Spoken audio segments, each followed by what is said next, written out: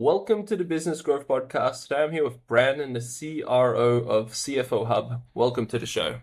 Hey, thank you for having me, Leonard. It's a good time. Appreciate it. Yeah, looking forward to chatting. So tell us a little bit more. What do you guys do at the CFO Hub? I appreciate that, man. Thank you. We solve for really two things. One is turnover and accounting. I lost my controller, my bookkeeper, my CFO. What do I do? You can call us. We can deploy somebody in any vertical, any geography, any software, essentially tomorrow, with expertise and cost savings for you. And then the secondary thing that we do, which we geek out about, we love, is the true CFO strategic support, whether it's ongoing companies or startup companies that are trying to raise capital, grow, scale, and sell. We can deploy CFOs who have that experience, who can take you from your idea stage all the way to selling your company. And we've completed a couple successful exits, several successful exits, and that's what really drives the business. So turnover and accounting keeps the lights on. Strategic CFO support is what we really geek out and get excited about. Yeah. Okay, nice. And what would you say is like the biggest value add that you usually do to these clients that you start working with? It's the expertise.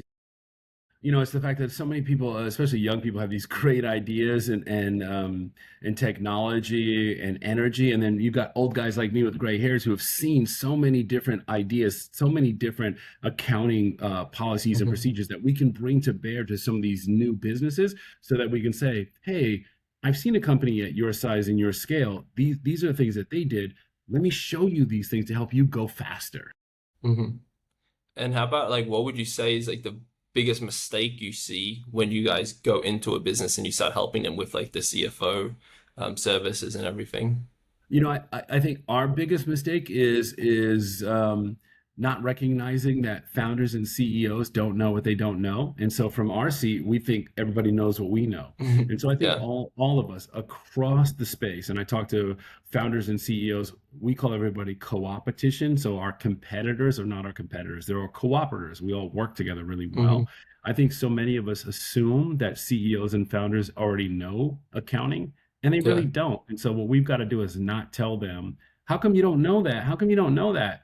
We've got to share with them the knowledge that we know, and then get them up to speed so that they can be the best CEO, the best founder they can be. And Mm. I think a lot of times we miss it. I know I used to, until about 5 years ago. I used to miss it all the time. Yeah. Yeah, that's so true. We just things that come very naturally to us because we've been doing it for such a long period of time. For someone else that maybe doesn't, so just assuming they know it, yeah, can And always then like not. quite honestly, then you come off as arrogant, or you come off as a know-it-all. And that's never what you should do for anybody, but particularly a founder or a CEO who's trying to get their business like out of the mud, off the ground. Yeah. Like that's not what they want to hear, and that's not the right message to deliver. And so I think we've done a really good job over the last 5 years of changing the messaging, Yeah. and really adding value. Yeah. And is it like a reoccurring thing that you see whenever you guys first start working with a new business? Yeah, it is a reoccurring thing. And we like to, many people think of our business and all fractional businesses as transactional. You kind of deploy, you fix something, and you leave. But there's an old song by the Eagles called Hotel California, and it's true. Like, you come to us and you almost never leave, because there's always something we can do. It doesn't have to be on a full-time basis, but there's always something we can do to help you kind of pull some levers to get your growth in the trajectory that you need it to be. Yeah. Yeah, yeah. And And it's it's a good fun. It's song. really fun. Yeah. And then so I know you told me you recently sold the business that you started about 8 years ago. Tell me a little bit more. Yeah. What was involved with that and what made you decide to like ultimately sell it?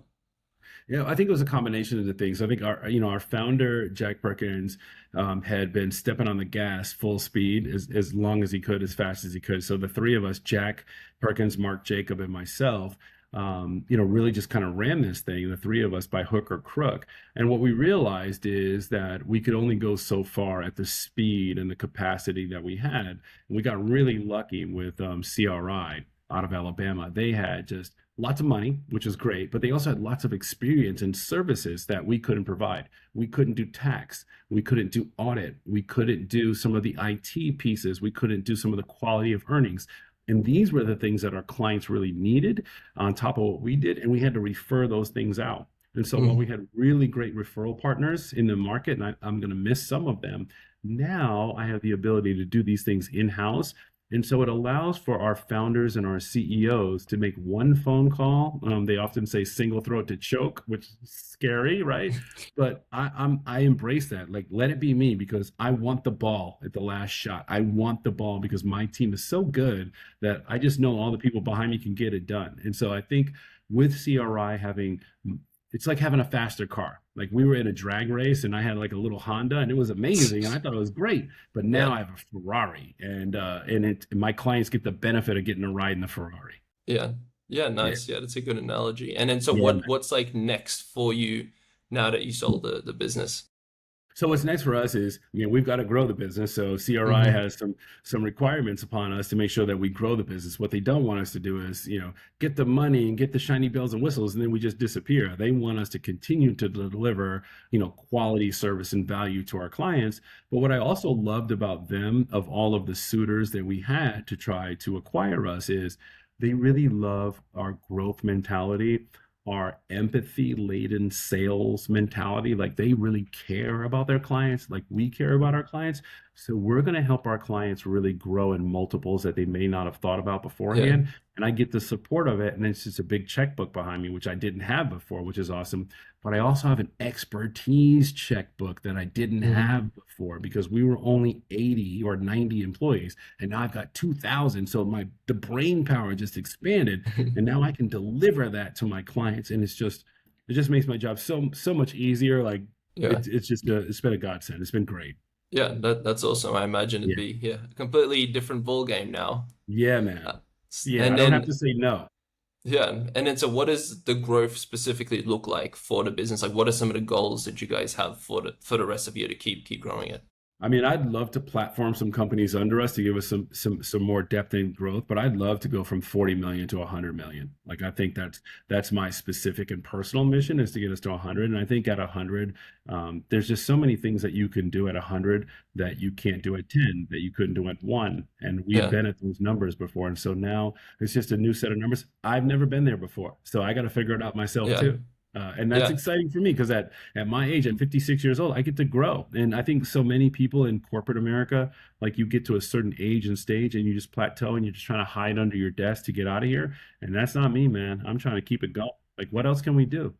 Yeah. Awesome.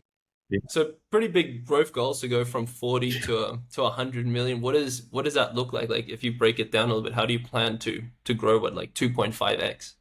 Yeah, so there's a couple ways to do it. So, I mean, one, it's our continuing growth. I've got a great sales team. They've got young energy. They're good people. They're empathetic. They actually care about the client. So it's non-transactional. So we've got to do a lot of organic growth. And so that's cold calls, that's knocking doors, that's SEO, that's pay-per-click, that's getting on really cool podcasts so people can see us everywhere, right? And Hmm. then there's the acquisition strategy. That's finding synergistic companies that align with our mission, that can help us also grow, that we can kind of tuck under and get a little more volume, get a little stronger, allows us to push through to some other markets. And so Yeah. I think right now we've been predominantly Texas West with a little footprint in Florida, a little New York, a little bit in London.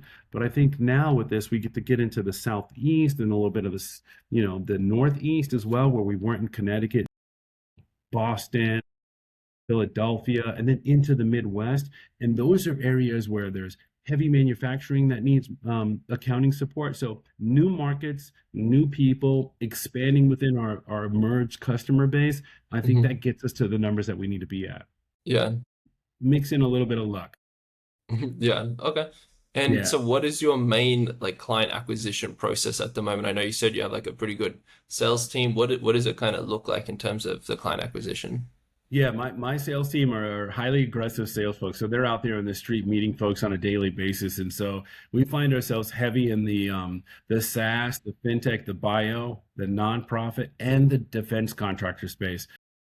War sucks. I personally am not a big fan of it, but there are folks that have to protect us, and our war fighters need back office accounting, and they need Yeah. the accounting for the things that they build. And so there is an interesting niche in the DoD, DOT, and DOE space.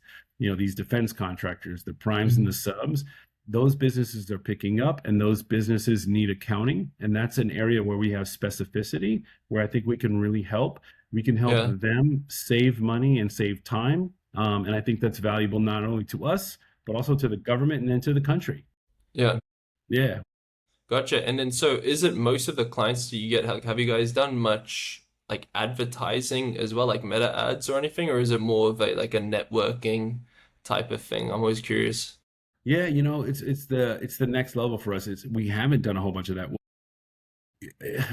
We've done a fair amount in the SEO space, and pay per click is kind of linear business. So you spend, you kind of Yeah. get. We're fortunate in our name, which is CFO Hub, right? So when That people are looking for helps. a Yeah. CFO, they type CFO, we come up. That was Jack Perkins, our founder. Like that's my boy. Like he's a genius in that regard. Yeah. And as much as that's awesome, it's the follow up into the execution.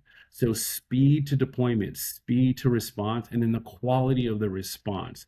I think in our space, so many times people fill out a form on somebody's website. They get a Mm. biz dev executive who does like a discovery call for a few minutes, but they don't give the client or the prospect confidence that they can solve the problem. And I think one of the things that we do is we deploy an expert right away, and so when I'm talking or one of my folks are talking to a CEO or founder, we can get into the weeds of their needs right away. So we can talk about accounting issues, we can talk about tax issues, we can talk about exit issues and strategies on our very first call. And I think Yeah. in doing so, the knowledge connects us and also Mm. the human aspect. Like we actually care, and I Hmm. demand that we talk to our prospects as if they are our brother, sister, mother, father. Even if they don't engage with us, I Hmm. want everyone who speaks with our team to leave with something that they can go use. And Yeah. I think that's really driven our callbacks. I call it the boomerang effect. We give them some information and they come back to us. Mm. So I think we've been very fortunate in that regard. Yeah. Yeah, definitely. Yeah, there was like a stat I saw where it's also the speed of your response. So depending how quickly you respond after they fill out a form has a massive, massive impact on how likely they are to reply back to you. So it's like Which is speed crazy. and yeah. Which is actually crazy, man. I mean, I've responded to some emails in the shower, which, which is crazy. But if you think about it, just because you're fast doesn't mean you're good. Yeah. We're fortunate because we're fast and we're good. And I think more importantly, we're fast, we're good, and we actually care. Like we really want our clients to win. So I say all the time, and when I service observe, I hear my salespeople say all the time, hey, irrespective of whether or not you engage with me, call me as you navigate. I can help you. And I Hmm. think that's just a really good sign of how we operate in the market. And I think that's one of the main reasons that if you don't use us, you refer us. And if you don't refer us, you thank us. Yeah. Yeah, I remember you saying that the previous time that we spoke. Yeah. And then I remember the other time when we spoke as well, you have like a really big passion for sales and you said like you understand it really like intimately. Tell me a little bit more like where did that passion come from to really like sales so much? Getting my ass kicked, man. I got told no so many times. Like I just loved it. I just saw like, the sales guys when I was coming up as a bank credit analyst and an underwriter in the commercial mortgage space. I was always trapped to the desk and trapped to spreadsheets and looking at tax returns. And the sales guy was on boats and, playing golf and going to lunch. And he had like two or three lunches a day. And I just thought that was fun. And so I just looked at like great salespeople get paid to develop relationships and make friends. And I thought, that's a real job. So I Yeah. really now embrace that. Like it's amazing to me that myself included and my sales team get compensated to go make friends and solve problems. It's Yeah. crazy, but it's a great job, and we take tremendous pride in getting to do it, and it works. Oh yeah. Yeah. If you're good at it, you can definitely go very far with it. If you're bad at it, you're gonna probably struggle and be bouncing between jobs a lot, And which it's not I understand public speaking and getting in front of people and meeting people outside of like Santa Claus and death are really scary. But if you are like most of our parents raised us, like to be good humans, just nice people, you can do sales. You yeah. can you can be really effective and good at sales by being a good person and really trying to offer a solution. And that's something that myself and my team work really hard on in who we select to work for us and how we train them. I take the most pride in I have never, knock on wood, I have never had a salesperson that I've hired quit. Okay. That's pretty good. Yeah, no one has ever quit CFO Hub. No one. Yeah, that's pretty good. Yeah, because I know it's a usually a pretty high turnaround industry, so that's pretty Yeah. awesome. Yeah. And then how about like who has had the biggest impact on your like sales approach slash like methodology? Is there anyone that comes to mind? I mean, besides my two partners, Jack and Mark, who, I always say they believed me, they believed everything I told them, and they believed in me. And so I think, those are the critical pieces. Also, it sounds corny, but my parents, like, I just had good parents. Like, Okay. my mom was a nurse, my dad was a military base commander in the Navy. And Yeah. so I got discipline, I got work ethic, and I got empathy. And Mm. I think when you combine those things, in sales, it's a winner. And if you read a couple of things, read a couple of books, I Yeah. think those things were critical. But I think between that and the fact that I also get lucky and I get to coach some high school football, being around young people keeps you like young energy and keeps you real positive, and it keeps you on your toes because they know everything according to Hmm. them.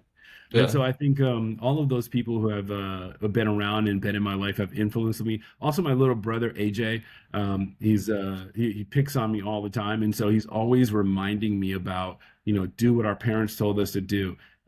We're both in the business market here in San Diego together, and Hmm. so what I do might impact him. What he does might impact me. And so we always say Yeah.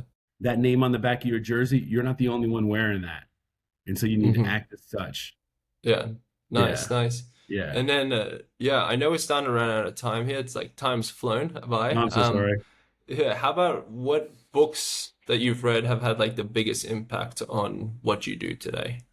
I mean, good to great is the easy one, and it's kind of corny because everyone uses it, but having the Yeah. right person in the right seat matters. Mm, I started out as an underwriter, like I was a credit yeah. underwriter spreading tax returns, and one of a guy who's a local regional president of a bank here in town was my boss. His name was Dino, and Yeah. he told me one day, he's like, "You suck at this. Like you're not good at this, but you got some chutzpah. You should go into sales." And so I think that was one. And then there was a book a long time ago called Love is a Killer App. And it was really around being relationship driven. And then finally, and most importantly, the one I just finished reading was a book by a guy named Martin Lopez, and it was called The Curiosity Theory. And Yeah. man, let me tell you, to the extent that we as salespeople, even if you can act like it until you get there, be curious about what your prospects are doing. Like, how did you do that? Why did you do that? Why did you start that? What was going on with you that made you do that? The Yeah. curiosity will drive the questions that will help you sell your little widgets, right? But it'll also endear you to the prospect. They're going to want to tell you about their story. They're going to share these things with you that when you ask curious questions, you're going to have better answers. You're going to get better intel about how to craft your scope of work, your proposal, your solution in ways that the other salesperson who's just trying to check their box, what's your revenue? Where are you incorporated? How many employees do you have? Like that's what most salespeople do. I'm going to get that anyway, just in conversation. So I'm more curious about why you did it. Like what's going on with you? What was your drivers? They'll tell you all the things that you need to know if you just be curious. So curiosity theory was like a just a great book for me. Curiosity fit. Yeah, Yeah, that man. sounds really Martin interesting. Lopez. Good dude. Yeah, I'm gonna take the Martin I actually met Lopez. him too, and he's like just the nicest guy. So yeah, it Yeah. worked. Talking about Lopez, have you heard of Ty Lopez? I have. I Yeah. have. I've met him and like his like stuff is just he's so smart as well. Everything that he says is so much value behind it. It's so funny because so many of us do this, right? And you know, I know that my way isn't the best way, and it's certainly not the only way. And so every time I hear somebody else, I'm like constantly, I don't want to say steal, but I'm constantly borrowing like nuggets from all these people. Yeah. And I think if you're comfortable doing that, you can develop this package of awesomeness that Yeah. you can then share, Mm. share with your Yeah. prospects, and they get better for it. But yeah. Yeah, And then you I'm make actually money. Then you yeah. get top of funnel, you get your goals, you get your awards, you get all the magic. But if you operate from let me help you win, then you win. When you operate from let Mm. me get my commission, you'll get your commission. I made a bunch of commissions, but I didn't make a bunch of Yeah. friends. And now I Yeah. have a bunch of friends and I don't ever pick up the phone. My phone rings. Oh yeah, that's Yeah. awesome. Yeah, yeah. I Yeah. try to get yeah every single day. I try to get little nuggets, and then I write it down. And now I'm like actually in the process. I'm thinking I'm gonna build like an AI brain of everything that I've learned from like 7 years in business, and I'm just gonna take every single thing that I learned, put it into like maybe like ChatGPT or something I still need to see, and then it's just every single lesson that I've learned from all the books, all the people that I've spoken with, just me doing running my business. So it's gonna be pretty interesting. I'm excited to see Man, what it put looks me like. on that list. I remember when we first spoke, that was the one thing that, what we talked about is being able to aggregate all of this good knowledge from everybody you spoke Mm, with and then yeah, sharing those nuggets. And what you yeah, and I talked about that I kind of got from you is it doesn't, when you share this knowledge, if somebody takes it and then they take off, it doesn't hurt you. It doesn't hmm hurt you. It does, if you make $1 million, it doesn't make me make less. Like when you make the $1 million first, you can show me how to do it so I can make it. And so when we yeah, start thinking about that and thinking about it in that way, we can all get paid. We can all hit our goals. We can yeah, all be happy. So that's another reason why I wanted to jump on this call because when we first spoke, like I got that from you. mm, And so yeah. I think more of us are coming around to that way of thinking and that way of being. And I think it's going to make a bunch of great salespeople and a bunch of really happy clients, man. Oh yeah, yeah. It's like an abundance mindset. That's really like what I always try to do, as opposed to like a scarcity mindset. If you're just Yeah. seeing there's always opportunities, I can help people, and then maybe it'll come back to me, as opposed to everyone's trying to take my money, everyone's trying to take my client. It Yeah. just has a very big different impact on how you act and how people then treat you as well. So it's really You're interesting. I'm an East Coast guy, and now I'm living here in San Diego, and I was all of that. It's like all the money's for me.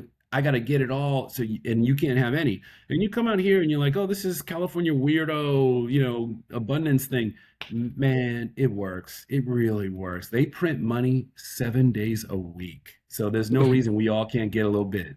Yeah, there's enough money for everyone. There is enough money for everyone. What you have in Yeah, your pocket takes nothing away from me whatsoever. yeah. And once we get that piece, we stop doing this and we do more of this. Yeah, Yeah, man. exactly. Yeah, yeah, yeah. I'm all I about wasn't that. always that way. Yeah. Well, it's been great having you on the show. Yeah, Where thanks, can man. people go to find out a little bit more about you and what you guys are doing? For now, I'd say go to CFOHub.com. We're the greatest fractional accounting firm in the world, and you'll find out when you call us. And then be on the lookout sometime just after summer for the empathetic shark. We're Hmm really going to talk about inserting empathy into the sales process. It's what we did here 4 years ago. It enabled us to get on the Inc. 5000 list 4 years in a row and then attract the attention of Wall Street and enable us to sell.